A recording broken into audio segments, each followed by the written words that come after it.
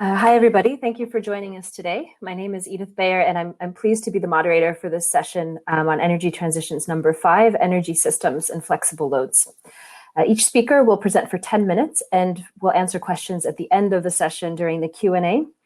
A few housekeeping points before we get started. Please type your questions into the Q&A chat box at any time. And remember to include the speaker's name before your question so that I can direct the name at the right person.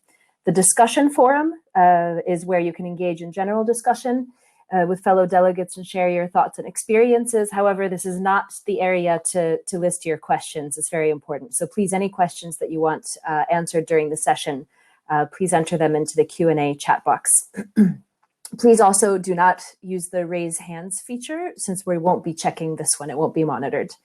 If at any point during the session you require technical assistance, please submit a ticket using the red live support icon located at the top right of your portal. I can tell you it works. I've used it already today.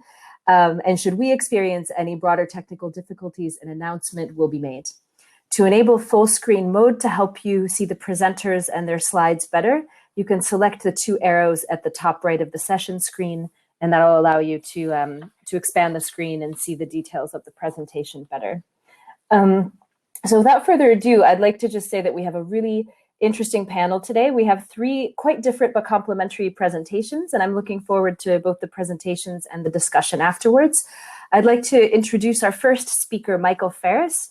Michael Ferris is a computer sciences professor at the University of Wisconsin and the director of the Data Sciences Hub within the Wisconsin Institutes for Discovery. His research involves many applications of both optimization and complementarity, including energy modeling, economic policy, engineering design, cancer treatment planning, and COVID vaccine delivery for the state of Wisconsin. Michael, the floor is yours. Oh, thank you very much. Good morning or good afternoon to all of the people who are here this morning. The sun's just coming up here. It's a beautiful red sun coming up. I'd like to tell you this morning about Werewolf, a robust set of tools that we believe will help inform policymakers throughout the energy transition. This is joint work with an international group of policy wonks and technical expertise, some of which are listed on this title slide. This project started several years ago when I was on a sabbatical leave in New Zealand. And in response to a policy proclamation by the Prime Minister, Jacinda Ardern, we generated a model gemstone that helped inform their Zero Carbon Act and understand how policies matter and suggested investments in portfolios of generation capability to deal with uncertain futures. Some of the outcomes of those reports are shown on this particular slide. And what's interesting is that the difference in different types of technology grows as the drive towards more and more renewable energy ensues. Returning to Wisconsin, we enhanced this model to look at the expansion of renewable energy with optimization under long-term forecasts within Wisconsin. And so that enabled us to come up with this nice acronym, Werewolf. And Werewolf is a tool, this suite of tools that we generated to inform policy and do this quickly. So the value proposition that I'd like to give you this morning is fourfold. First of all, underlying Werewolf is a robust suite of sophisticated models built for policy analysis, but built in a way that it's actually easy to use for policy analysis without understanding the technical details of optimization. It's informed by a large suite of industry resources, large-scale data, both open and closed. So there's a whole suite of data that we model and use to inform from open source and NREL and EPA. And there's also an ability to add closed data to this suite. What we believe that the advantage of this system is that we have a tailored or an ability to define different scenarios, we call them, but quickly to derive those as a policy analyst, and then to run the model online in a way that actually gives results within a 5-minute as opposed to a 5-hour or a 5-month turnaround on those simulations. So it's very much for a quick turnaround on this. Furthermore, because the model is open source and the model is allowed, other people can actually take that model and incorporate it into their own system. It enables comparisons on a same stage between multiple different users. And so we think that's definitely an advantage, the value for engaging with Werewolf. So for a little bit more detail, I'd like to tell you, first of all, that we use open source, sophisticated policy data. And some of that data is coming from EPA, the NEEDS integrated planning model. Some of it comes from REEDS data. Other of it comes from NREL and annual technology baseline. This can be updated and is updated regularly as those data streams actually evolve. We also have a sophisticated transmission model, and that model can actually be generated for different regions that you might want to run the model in. We run it obviously in Wisconsin, but the user can customize the regions as aggregations of counties across the whole of the continental United States. This has been, we have many futures. To some extent, we capture different futures or different uncertainties or stochastic events, both weather related and policy related, in a number of futures. And the model is a sophisticated 2-stage stochastic programming optimization problem that enables you to model those uncertainties. The code is available if you actually want to look at what's going on in the underlying optimization code. The Werewolf code is available on GitHub. This has been used in a lot of different instances, and particularly it's been tested by policy groups such as the Wisconsin Public Utility Institute, the Public Services Commission of Wisconsin, and the Wisconsin Office of Sustainability and Clean Energy. I'd like to show you a little bit about the outputs that are available within this system. To some extent, we look at spatial outputs as well, and we present those in different ways. So as you go from left to right in this slide, we're seeing the effects of different amounts of carbon reduction, a policy that does 0 carbon reduction by 2050, 40% or 80% carbon reduction.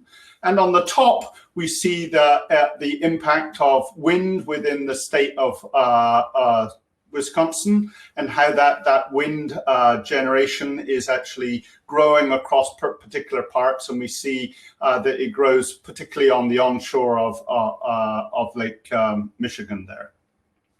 Similarly, we see on the bottom slides that solar is less aggressive in Wisconsin, but the solar energy comes in, but particularly in the southeast part of the state of Wisconsin. We're using this within this Werewolf package, and the Werewolf package has a configurable design to allow quick specification of policy questions. And so rather than expose the model, the stochastic equilibrium model to the user, what we're actually doing here is allowing the user to configure different scenarios, different ranges of uncertainty, and do this within a configurable, simple, user-friendly interface. This is built on the GAMS Miro system. So in the remaining time, I'd just like to give you 2 examples of some ways that some of the output that we can get from Werewolf. And what I would like to show here is a way that we compare outcomes of a particular policy. So there are 3 bars in this system. The leftmost bar is the baseline 2020 case, which has a variety of different technologies. At the bottom, you can see there's quite a bit in Wisconsin of coal steam energy generation capability.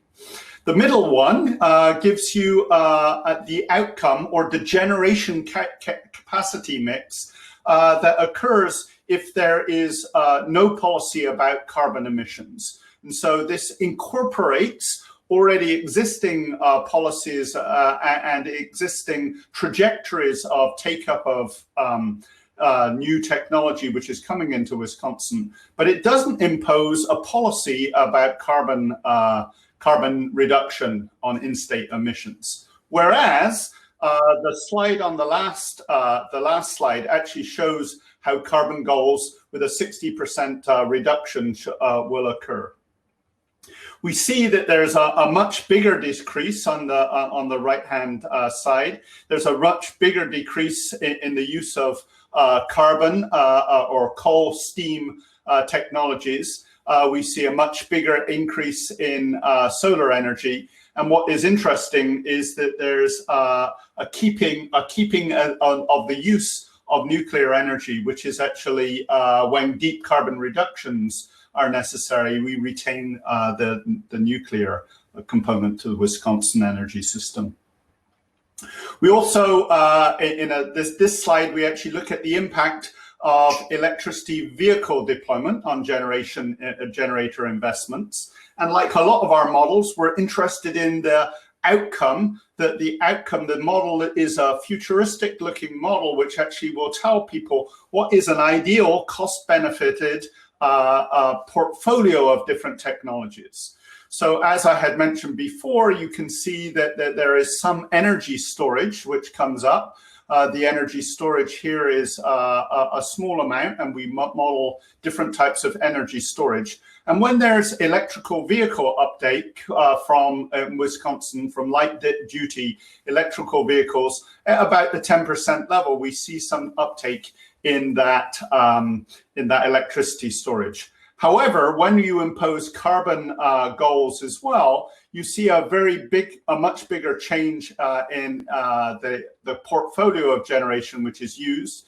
And if we postulate a much larger increase in the uptake of electrical vehicles, we can see, so a 50% increase on this bar on the far right, we can actually see that the portfolio becomes much richer and solar energy is enhanced within our system much more rapidly.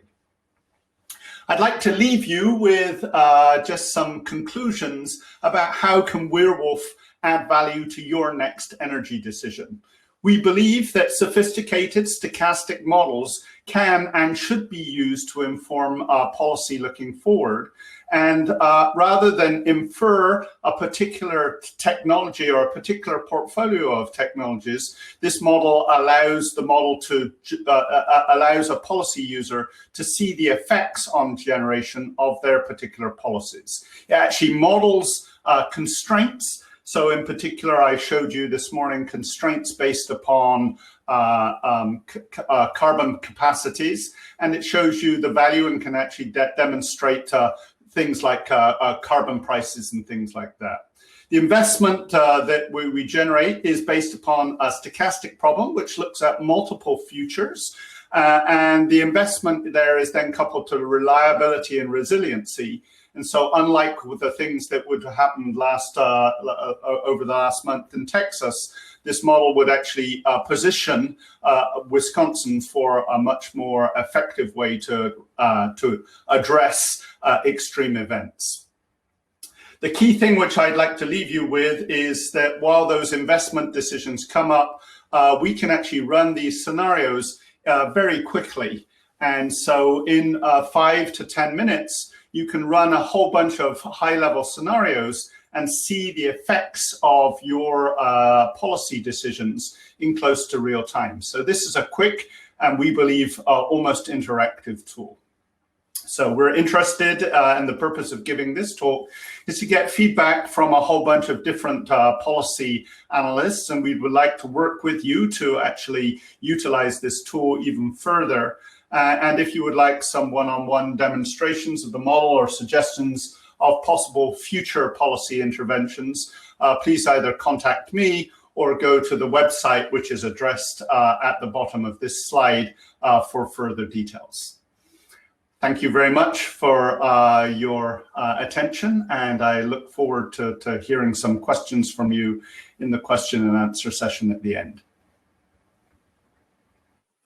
Thank you very much, Michael, and some really interesting and important points there. I would very much agree on the point of models playing an important role in informing policy, and really interesting also to see how you handle the variability of many of the low carbon resources, and also the quick turnover, the quick response rate that you get for running the model. Really interesting. Thank you.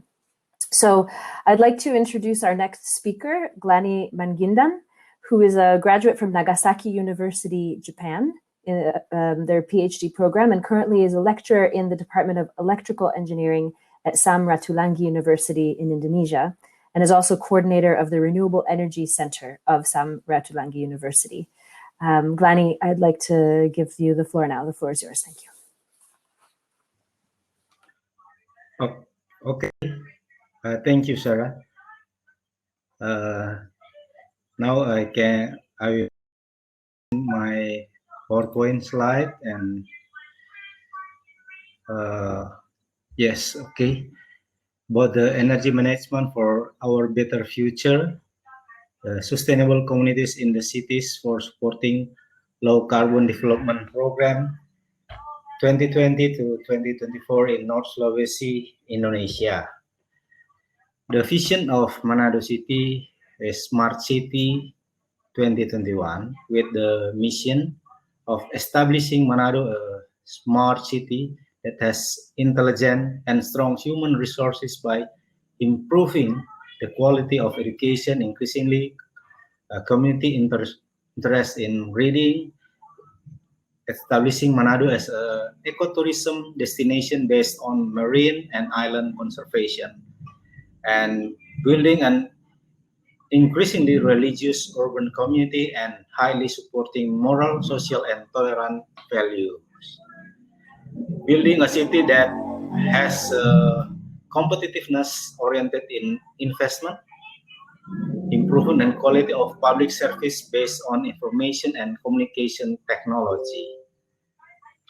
Achieving a safe, comfortable Manado by increasing the quality of security system and development of urban infrastructure with a good quality, environmentally friendly and orderly space, and creating healthy city is the mission of our city. And this is the Manado development, the old city revitalization, riverbank settlement, revitalization of multi-story and green space, and water transportation development for coastal and river, for old city revitalization, for cultural heritage regulation, and the new city about 5,000 hectares.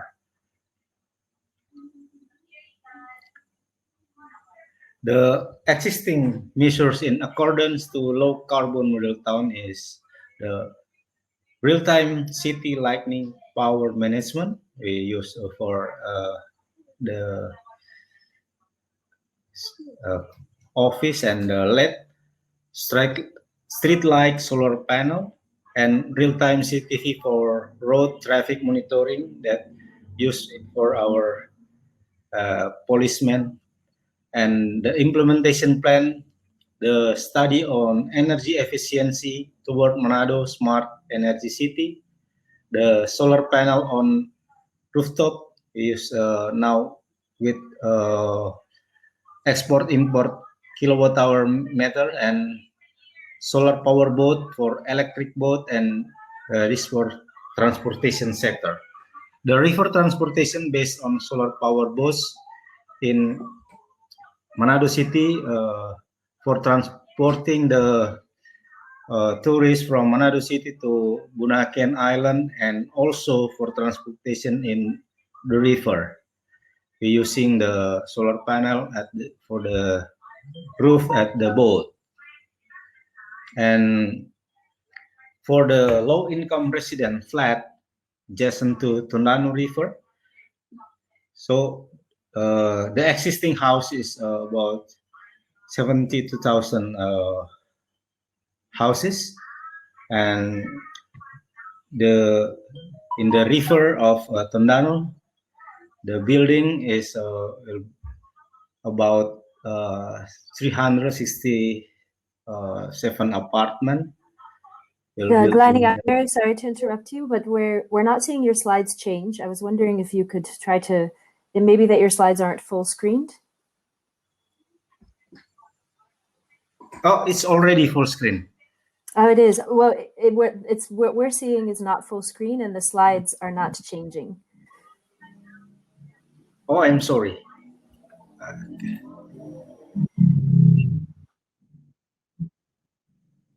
Yes, of course. I use this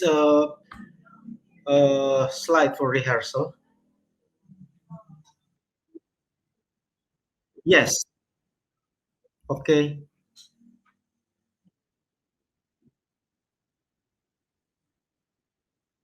Yes.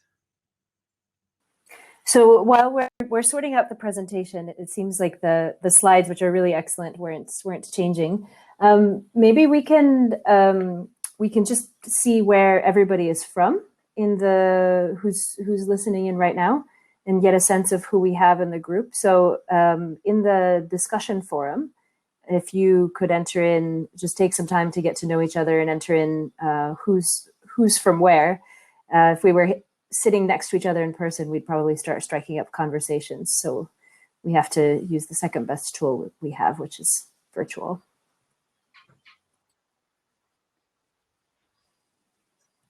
Yes, now I already share the PowerPoint. Can you see? Or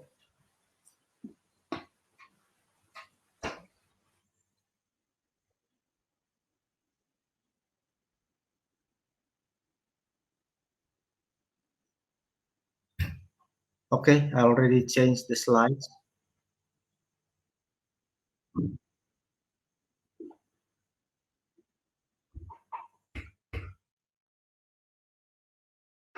Already full screen.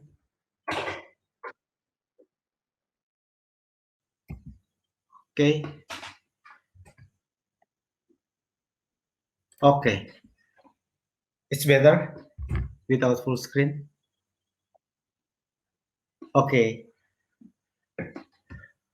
Okay, the next for energy solution for low income flat from the data. So this solution for low income flat. So we make at the top of the flat, we use the solar panel, but there's maybe some problem about generating and buying. So it's not maybe cheap now, but maybe if the technology of solar panel become cheaper than maybe fuel. It means from fossil fuel. Okay, maybe the economic we can get the solar panel is more economic than the fossil fuels. So now we use only the fitting solar cell to along the Tondano River, but not the battery is maybe is about the social. Some of the solar LED, the batteries is too fast. We cannot use for a long time. So this is the problem. new relocation residential area in Pandu. So the phase one, they relocated and built housing. So we still build housing until now for about 1,000 houses. And the infrastructure for the drainage, neighborhood street and Dwikerplat, also the talut, and the electricity supply from the PLN still in progress, but not using the renewable energy. So there's another site that we can use for solar farm, maybe at the next stage. Okay, thank you very much for your attention.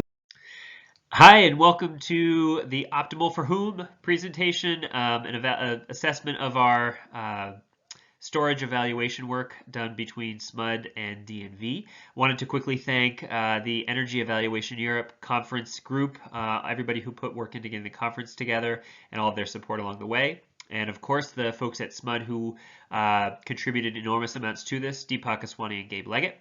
And Stephanie Wally, Chelsea Liddell, and Ken Agnew, my colleagues at DNV, who again made this whole research possible.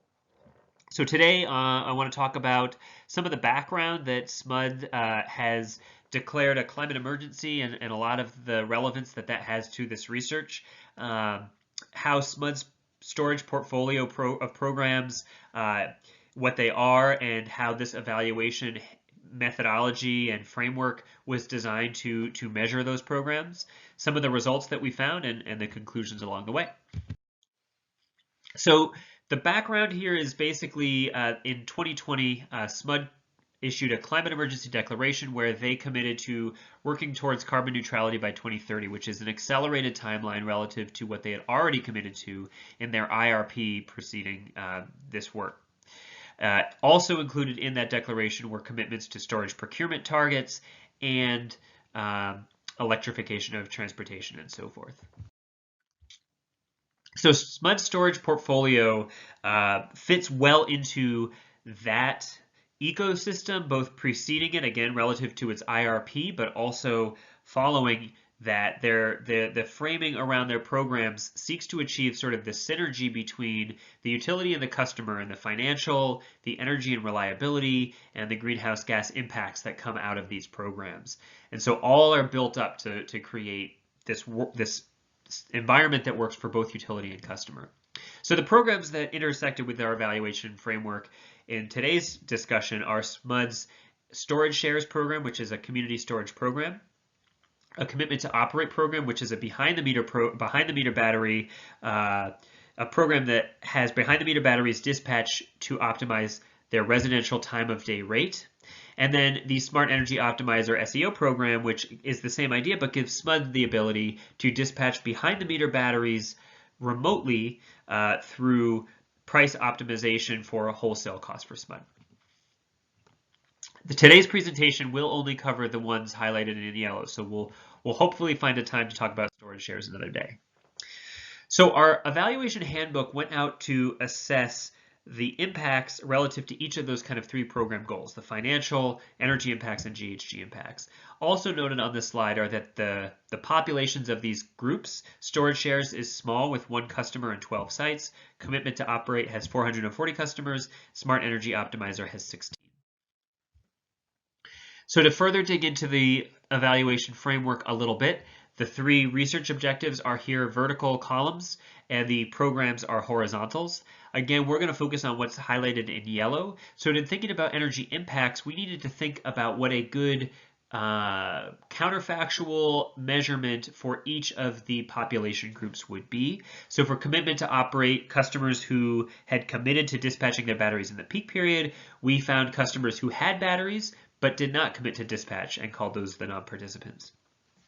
For the SEO population, we found that only 16 customers were signing up to participate, so we didn't have a big population to work with. So we created an environment where we had 2 groups. We separated those customers into 2 groups One would receive the treatment, which would be an SEO dispatch event, while the other remained on the time of use optimization, and that was considered the control. And they would switch back and forth. So each group was given SEO treatments while the other was not. Those evaluations gave us energy impact profiles, while we were able to take carbon marginal emissions data and apply that to the profiles to assess carbon. So in this slide, what we have are the energy impacts for the Commitment to Operate program. The chart shown here is the power to the battery on average for a weekday during our evaluation period. That is to say that when the value is positive, the batteries are charging, and when the values are negative, the battery is dispatching. And in this chart, we can see that from the green line, the non-participants are dispatching in the peak period, which makes sense given that this is an opportunity. All customers are on time of use rates, and that is the peak period. Therefore, all customers can receive that benefit to discharging their batteries in the evening. The CTO participants show that their batteries are dispatching on average more, and therefore the program is successfully dispatching batteries in the intended time. It is worth noting that through this evaluation, we found through early intervention, not all, the batteries as installed were not always set up to follow through on their commitment to operate, but that through early evaluation and intervention, we were able to increase the performance and ultimately see a very strong program performing here. So this is the same chart, but broken out for both SEO customers on event days, that is days when they were dispatched to optimize SMUD's wholesale costs, but we've broken it out by day type. So on the top, we see the weekend non-event day when there is no SEO event and there is no TOD time of day rate in effect. And so therefore what we do see is a little bump in charging, but no dispatching. The second row is where we see the SEO event days where SEO events were active for Sunday and Monday events. So what's interesting here is because there was no discharge happening on the weekend, batteries started the day at full capacity and therefore had a little bit of morning opportunity to dispatch, and you see that first little dispatch in the morning followed by an evening dispatch in the evening. This third line in light blue shows again an SEO event, but in this case from Tuesday to Saturday. And in this case, you see that the batteries which had dispatched in the evening the night prior were not in a position to dispatch again in the morning, and therefore only show that evening dispatch. And lastly, the time of day optimized dispatch profile shows what batteries are doing on that sort of CTO-based design, where they're not being called remotely, they're just doing what was designed and programmed into the battery itself. We see that they are dispatching in the peak period. Another thing to note in this slide is that the peak period remains the dispatch period for both SEO and time of day optimized dispatch. That is to say that the SEO event merely bumped the dispatch period back a little later in the peak period, which optimized SMUD's wholesale rates, but didn't put the customer at a disadvantage. That is the condition for these events for this time period, so it's not to say that that is what would always happen, but it is what we found for these events. Looking at the greenhouse gas impacts, we were looking at marginal emissions, and so these emissions it's important to differentiate. These emissions are different from the average emissions that the grid experiences at any given time. These are the emissions that are remaining in the stack. If you were to buy an additional kilowatt of energy, what would you be buying? What is the emissions of that kilowatt? And so you could have used up all of your solar, and what's left is whatever else remains in the stack. So this chart shows the average emissions by month through, again, of marginal emissions through this time period. What's important to note here is the difference in the variability. So you can see in the shoulder months, there's a lot of variability within these marginal emissions, and in the summer months, there's less variability. You can also see that the shape is different from price, it is different from average emissions. So these are factors to be mindful of as we think about how to optimize for cost or how to optimize for carbon. These things will change, and we'll have to find a balance that make sense as to the variables we're trying to control for. So in conclusion, we have sort of 4 key findings here. The first is that the early and frequent intervention of an M&V effort ensures early detection of any kind of issues or installation challenges or any of those details that improve the program's performance early on, especially within pilot program designs. The second finding is that the staged evaluation experimental design was really successful. It was able to be agile. We got great results, and it was with a very small group of participants. So it was a very effective approach to manage that. The third is that the SEO program dispatched batteries within the peak period, but in later hours, thus not putting the customers at any kind of a disadvantage. And the last is that marginal carbon is not correlated with price and needs to be managed in some kind of a balance with how the customers and utilities balance cost and carbon goals. That's my presentation. I thank you very much for your time.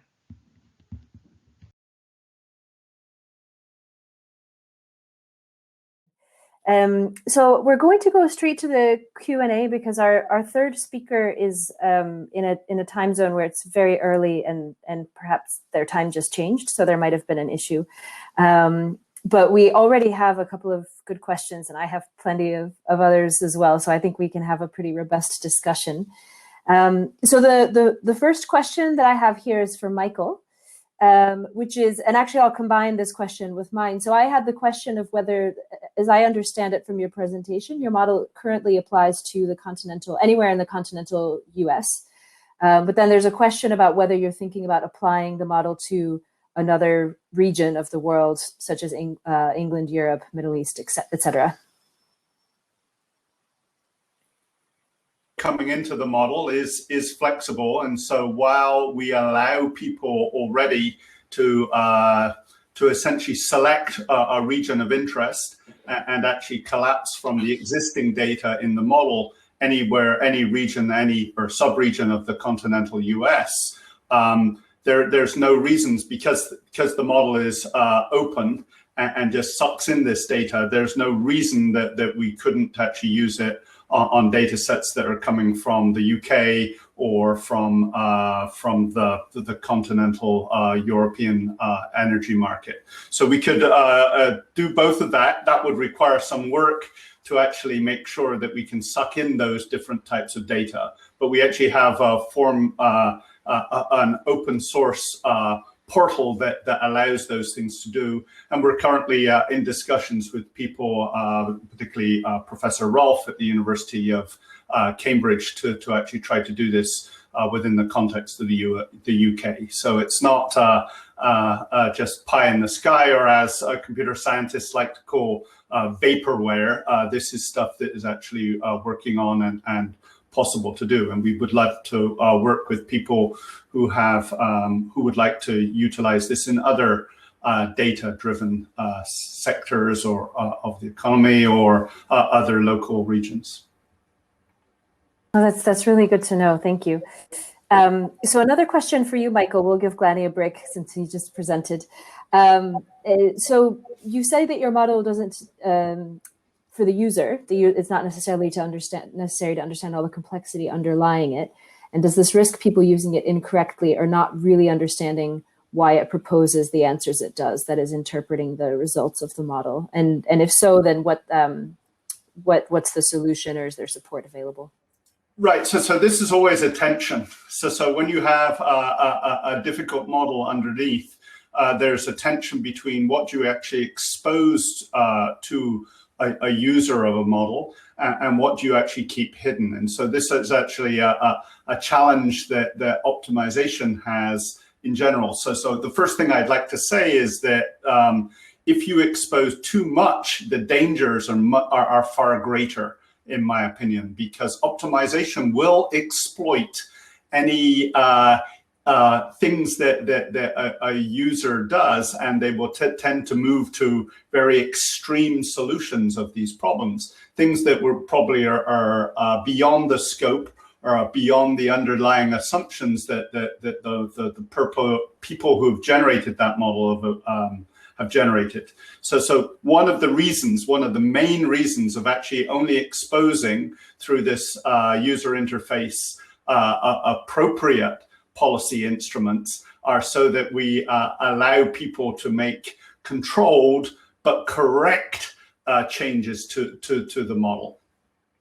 That being said, that there are accompanying papers that actually tell you exactly the kinds of documentation, which tell you exactly the kinds of things that we're doing under the model. And so they would actually encourage you to actually explore both the different types of data and also generate different types of policy analysis or policy scenarios moving forward. And we hope that at least initially that people that would engage one of the team of members in the Werewolf project, so that we could actually guide people through appropriate uses of it, and also think about if things are not clear, how to enhance the interface. So it's very much a flexible interface that we're developing within the Miro's setup that would actually allow us to have that conversation to understand whether there's more things that we should expose to a user. But yeah, I think this is that tension between allowing too much so that it becomes very dangerous and inappropriate, and not and hiding too much so that people don't understand. It becomes too much of a black box output. Thanks very much. So Glanny, I wanted to turn to you and just ask whether, as I understand it, you look at end-use energy efficiency and home energy management as one of the ways forward for this urban plan and for integration of renewables on the system. And I was just wondering if you could expand a little bit on that and explain how the demand side would work. For instance, would some of the end uses be remotely controlled? Would they be incentivized by pricing? These kinds of questions. And I suppose also, yeah, I mean, how would households be incentivized to participate? And would it just be households or also office buildings, for instance? Thank you. Okay, thank you, Edith. So now we have the government PLN. So we buy the electricity from PLN, and solar rooftop is sell to PLN. So the every room in for low cost, they buy from PLN. So it means the solar rooftop is maybe from government. So how because the PV is intermittent power generation, it means only when at we have some sun already, yeah, day, it means, but maybe some rainy day or some cloudy, so we must need the electricity from the PLN. It means from government, or only one can sell the electricity in my region or my country. So we can buy the solar farm too, but the private sector must sell the electricity to PLN. So all the end user must buy from PLN.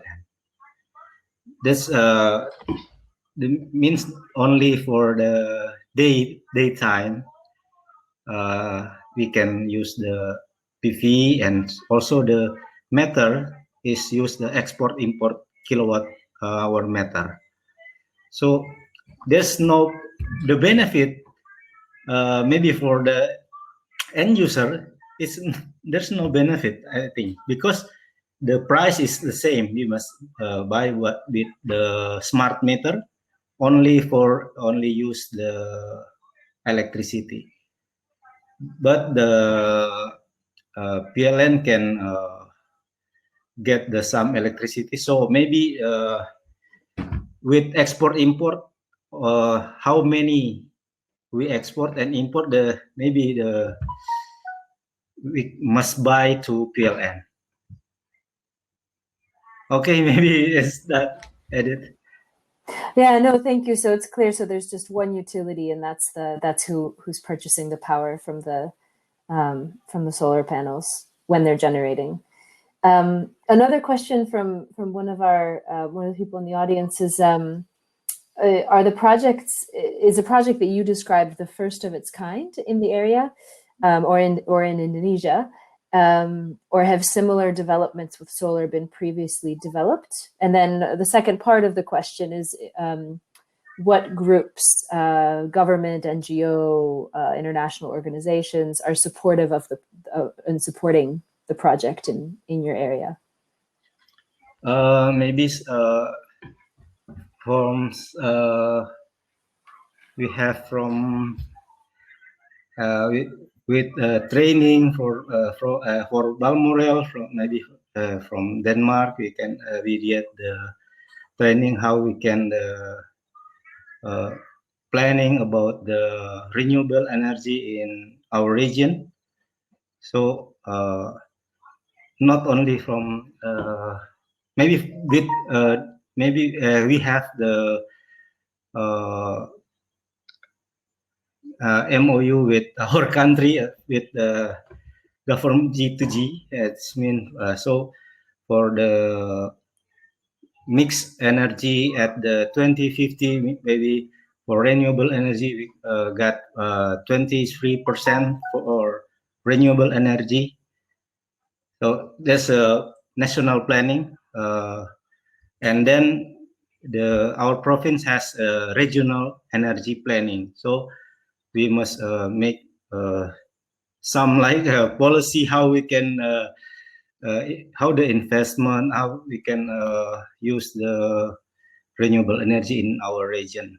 Maybe when I hear hear Michael about the werewolf, I think I will interest about the policy in our region.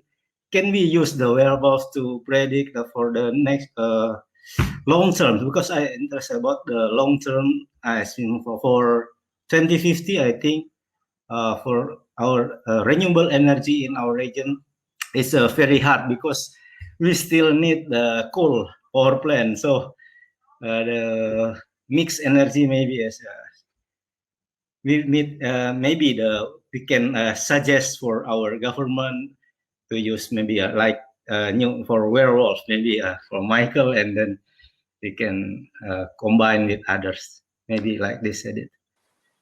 Okay, thanks. And maybe that's a question for Michael as well. Michael, I don't know if you want to comment. Is what the model actually shows is that if you want to use a bunch of these renewable technologies, then amongst your portfolio of technologies, you need to have some kind of capability for storage. So in New Zealand, that storage was easy because they could actually utilize hydro as a major storage event. But in places like Wisconsin, we had to engage in some more large-scale kind of energy storage or battery technology. And so the intriguing thing is that this uniqueness of what Werewolf does is it actually suggests an economically viable or an economically effective portfolio of technologies, and actually suggests the value of investing in these different types of technologies, in particular energy storage or demand response or other types of technologies that you might want to consider and value within your portfolio of generation capability or load reduction. So Michael, that's really interesting and actually ties into another question that I had for you, which was, I guess, to what extent and how does the model take into account demand side flexibility? You mentioned storage, end-use energy efficiency as ways, as kind of cost-effective resources in the mix. Yeah, so one thing that in order to think about demand response, we actually have two ways of thinking about the demand response in these models. One of them is kind of a large-scale industrial demand response. You can think of smelting companies or something like that, where there's a large amount of ability to essentially store by deferring some of that demand to a different time. And so we incorporate that kind of industrial scale demand response. But we also have some price responsive consumer side technology. So now that infers some, the model has some assumptions in there about how consumers might respond to a price and how their behavior would be responsive to that. But both of those technologies are available both as demand response technologies. The model is driven by an economic objective. So we're trying to minimize overall cost. But that cost is actually impinged upon by the ability of the modeler to add different types of policy constraints. So you might have a policy constraint on the types of technology that you want to have. So there might be a policy which infers in Indonesia, a particular amount of solar is going to be required. And so what's the effect of that policy? But also policies on cap or reduction of fossil fuel technologies. And the model then generates at minimum cost that overall portfolio, which I think is different to the models like Empire and ERCOT that basically don't kind of specify the kinds of technologies that they're going to use and think about a fixed portfolio of those things. And the model here tries to actually incorporate an optimal technology mix. Sorry, just a brief follow-up on that. So in looking at the more distributed loads on the system, would, just a specific example to see how this would work out. Wisconsin has an energy efficiency resource standard. So there's kind of an overarching obligation to improve energy efficiency over time. So would it be possible to essentially ramp that up and increase the target and see the effects of that on the costs of the system within the model? And also as you get more variable resources, there are certain loads that are more coincident with peak and less coincident with peak, for instance. Yes, so I don't know if you saw it, but I had a slide which talks about load curves. So amongst all of our different scenarios, we actually have scenarios which worry about peak load and general load. So the issues about being flexible, but also being reliable towards dealing with these extreme events, or in fact peak load, are part of the model. But also the notion of, because the model has a quick turnaround, we actually can set a target date and run within 5 minutes different scenarios at different times. And so you could see an evolution of the portfolio, or what would be the best portfolio for a particular output time. And so it might stop people being greedy or following a technology which is greedy in the short term, without looking at long-term effects. I think a key interaction is trying to, in these long-term forecasts, is trying to predict what is going to be the use of energy, and how to incorporate other sectors, maybe transportation or agriculture, into the inputs of this system. And that's what we are currently very much interested in working with other people for, is to actually think about these externalities and how much of those externalities can be engaged into our underlying model, and how much of them cannot, to some extent. Really interesting, thank you. So Glanny, there's a question here about, you mentioned the variability of PV and the need to back it up, and you had mentioned coal-fired generation, which I know covers a lot of the baseload in Indonesia. But there's also hydroelectric production and potential in parts of the country. So just a question from the audience on whether there are dams or other infrastructure, hydro infrastructure near the location, whether that's one of the resources that you are including in the thinking about the mix of fuels moving forward. Okay, thank you, Edith. In our province, there's a big enough lake in our state in Tondano Lake, and then we use the hydroelectric with step generating power, hydroelectric power at the maybe about 4 steps. It means the first is generating power, and then at the bottom side we use a dam. Also, we built a new dam in Sawangan village, still new. And then after the dam, the next step, we will use the dam for irrigation and also for generating for electric power.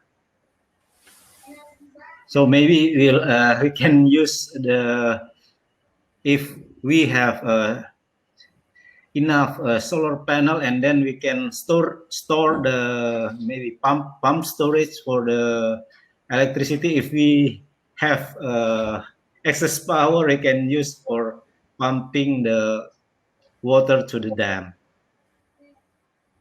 It looks like Michael has a question to follow up. Okay, well, just a follow-up on here. I think that the concerns that we have in terms of using water, hydro as a storage mechanism, I completely agree that this is an effective way of storage, and it doesn't necessarily even have to be pump storage. You can actually just defer the load for different times by generating at different times with your hydro.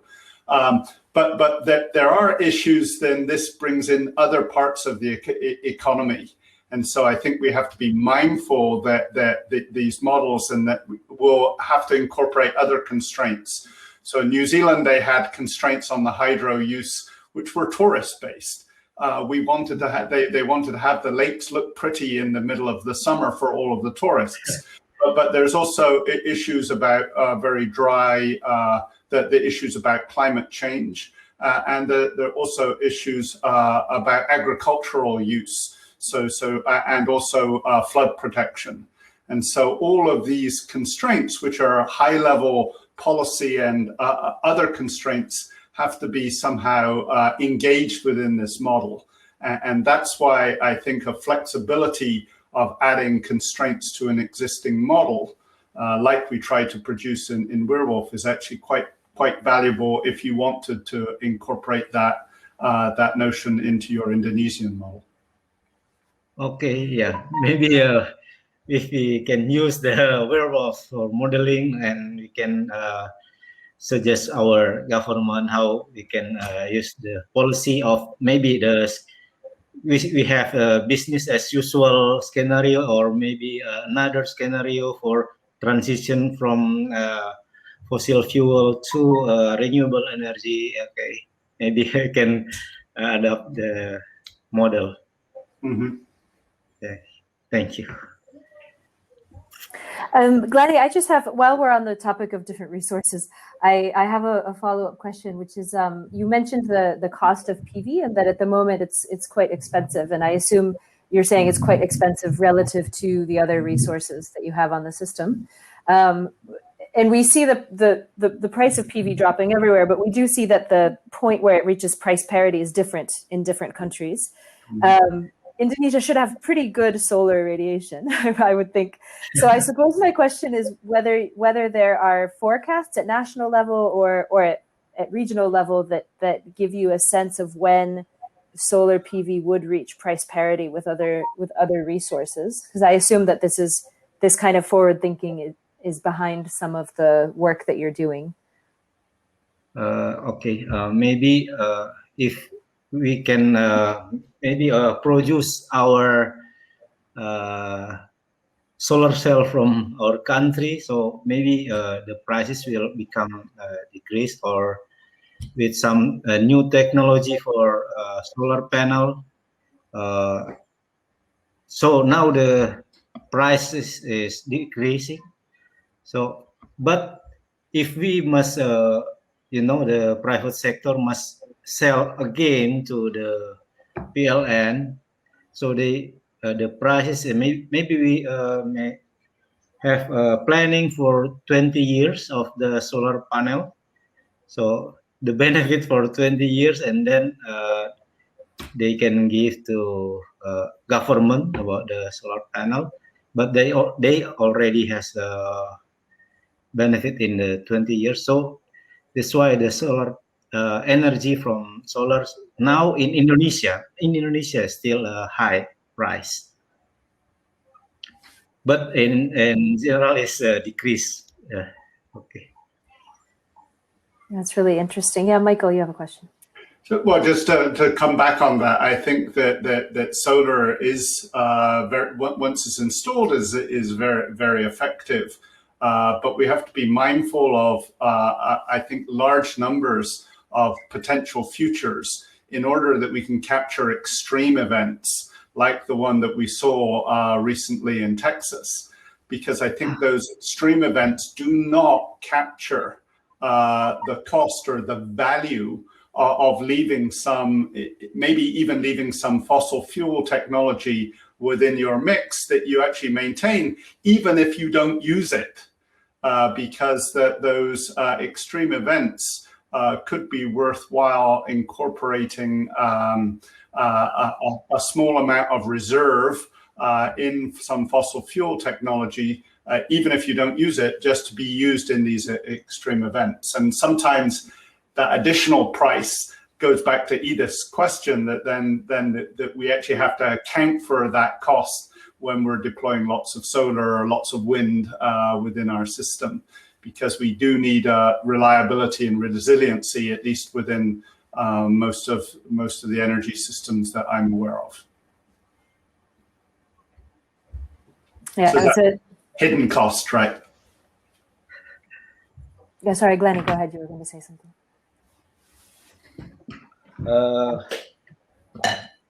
But maybe in the private sector, no, if we have maybe 1 megawatt of solar cell, we can, if we don't use the energy, but we must still buy the energy in our contract.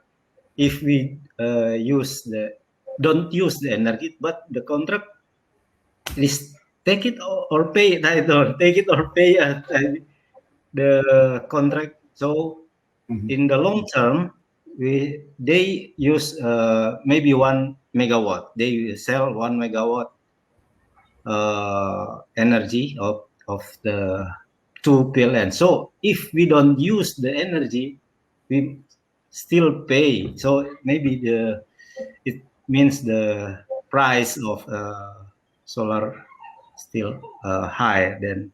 But maybe for the taxes for fossil fuel, if we consider about the emission of carbon dioxide, and then we regulation about the taxes also, maybe the price of fossil fuel become higher than PV. So means, but still from the government, the policies from our government. Thank you. So this actually, thanks, Glanny. It's a really interesting discussion. I mean, Michael, this question of risk and of the risks of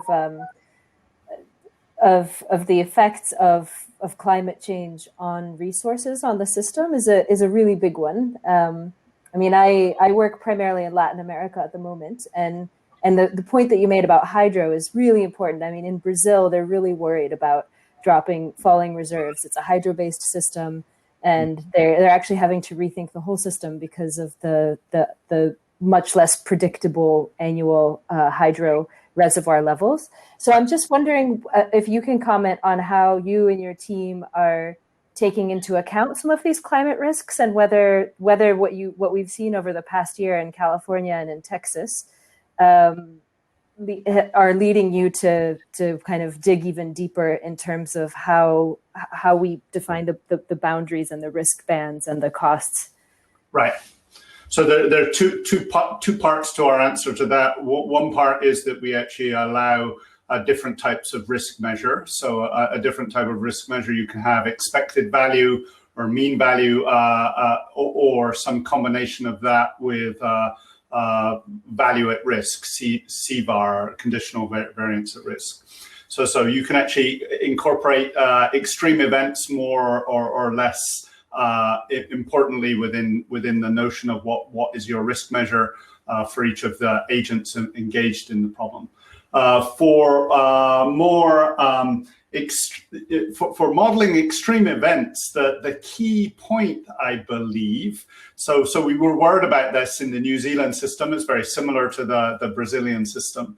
And in this system, the key thing is to have a richness of what we're calling futures. So you can think about those as different scenarios. In order to have to worry about these very extreme events, you need to have a richness of scenarios. That will lead to a computational burden. But what we actually have is the ability within Werewolf, for example, we have the ability for the user to specify more and more different types of extreme events, or look at the whole distribution of these futures. And so enabling them via enhanced computation. I won't guarantee that those are solvable. Once you add more and more scenarios, it will take more computational time. So it will take half an hour instead of 5 minutes. But with that richer distribution of future events, then you can at least guard against events that are both short scale within an hourly change, and large scale, which are seasonal changes, that you need to have both of those kind of futures within your model in order to capture both of those effects.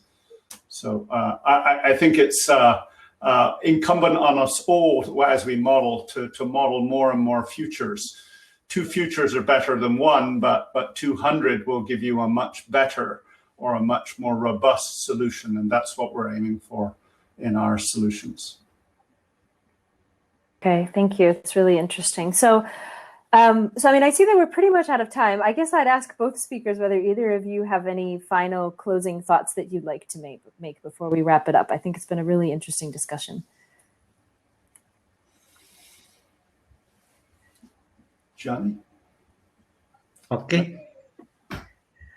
Maybe the closing statement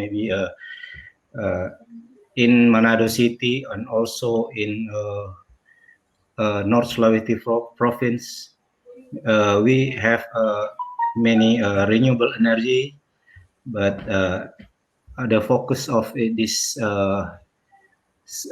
talking of this presentation is only in Manado City. So because Manado City is it means the big city in North Sulawesi, okay, our main city.